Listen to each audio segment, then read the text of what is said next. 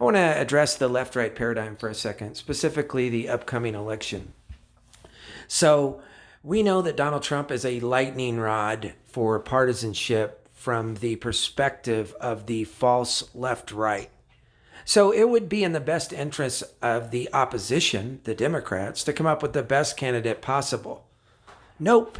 Instead, they come up with a guy that not only can he not keep his hands off of people's children, but he also can't keep his hands off of people's wives. And then he also can't put together a coherent sentence. The one time he did put together a coherent sentence lately was this.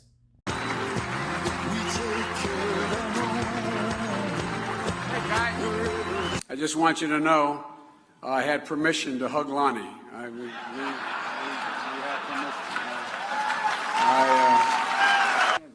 All wrong, but it's up to me. By the way, he gave me permission to touch him. Why did you sit in the room like that? I'm sorry it takes so long, guys, but everyone knows I like kids better than people.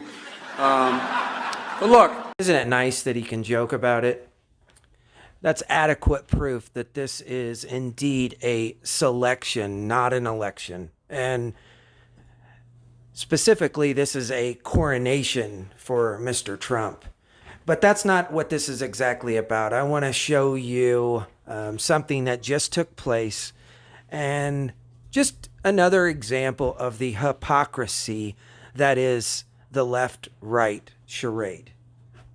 Joe Biden walking back controversial comments he made about undecided African-American voters. It came during an interview with Breakfast Club radio host Charlemagne the God. The former vice president was touting his record and support for the black community when he said this. Thanks so much. That's really our time. I apologize. You can't do that to black media.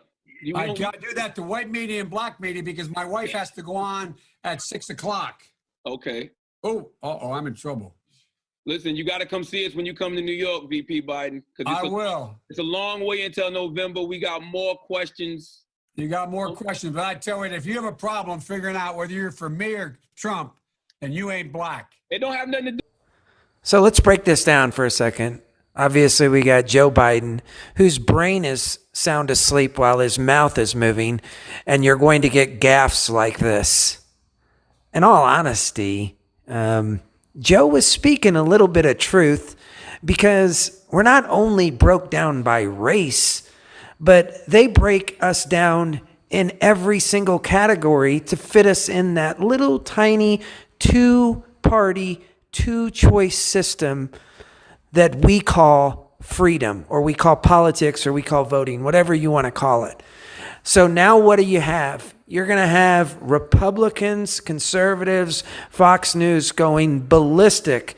Democrat nominee Joe Biden taking heat over that interview, including from our next guest, who calls the comments arrogant and condescending. That is why he is sitting in the position he is in, which only reinforces the negative narrative that Joe Biden ain't woke. I'll say it the way that he would say it if he was on an African-American station. Condescending and arrogant when you say it like that. He's playing to an audience, assuming that the audience, they're not smart enough to figure it out. So well said. You know, Senator, I'm always inclined to think that, you know, a comment like this, that the one Joe Biden made on the Breakfast Club, would have some consequences for him when it comes to voters. But the thing is, when you look back in history, this is not the first time that Joe Biden has made a comment like that, and he continues to get away with it. Let's just take a look back in this clip. Sure. Poor kids are just as bright and just as talented as white kids. Wealthy kids, black kids, Asian kids. He's going to let the big banks once again write their own rules. Unchain Wall Street. They're going to put you all back in chains. I've had a great relationship. In Delaware, the largest growth in population is Indian Americans moving from India. You cannot go to a 7-Eleven or a Dunkin' Donuts unless you have a slight Indian accent. I'm not joking. Wow. So this is a pattern of behavior. Will it matter to voters this time around? Taken around the table. Geraldo, initially, one of his senior advisors said that the vice president made the comment in jest, and then within the same news cycle, the vice president saying he should not have been so cavalier. Let's get your take on it. Would you tell him to just relax? Well, it reminded me. He reminded me of the elderly lady in Airplane in the scene where you have two black guys who are having a hard time because the airplane is going through turbulence and the flight attendant can't communicate with them. Then the little old white lady stands up and says, "I speak jive."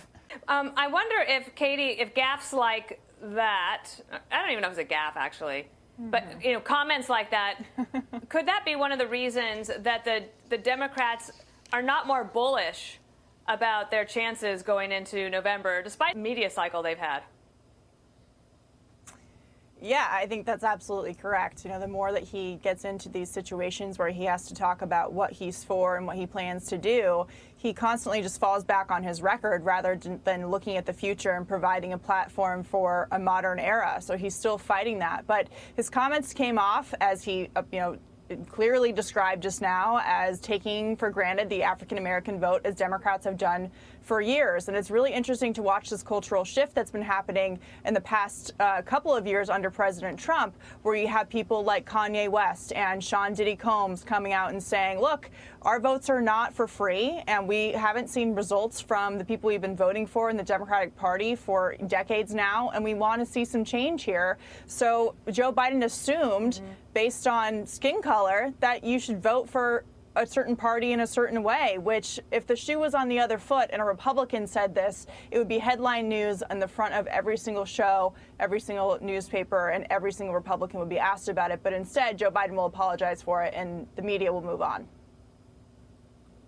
The black conservative, that it hurts, right? It's not harmless. And it's not funny to that group because this is what is being said about them.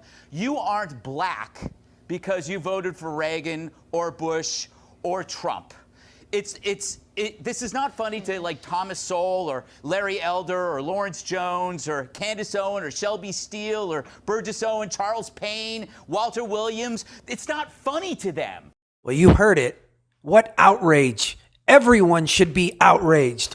Black people should be outraged. White people should be outraged. How dare they do that? A Republican would never, ever categorize a race and tell them that they should vote Republican. That would never happen. You should vote. Let your voice be heard. Don't let them tell you you have to vote for a certain party. And I think any Jewish people that vote for a Democrat, I think it shows either a total lack of knowledge or great disloyalty. And I think any Jewish people that vote for a Democrat, I think it shows either a total lack of knowledge or great disloyalty. And I think any Jewish people that vote for a Democrat, I think it shows either a total lack of knowledge or great disloyalty.